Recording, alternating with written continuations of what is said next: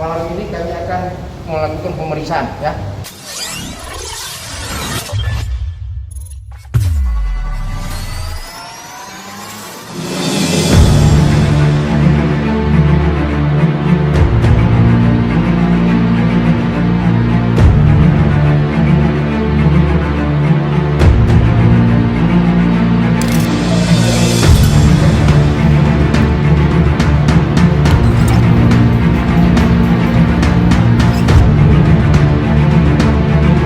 Pada malam hari ini kita sengaja melakukan patroli khususnya ke tempat hiburan malam untuk melakukan razia.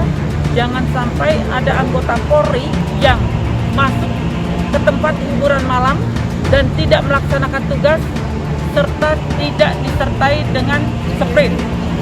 Seandainya ada anggota yang terjaring dalam razia ini, maka kita akan segera mengamankan anggota tersebut untuk dilakukan proses, baik itu proses secara disiplin maupun kode etik.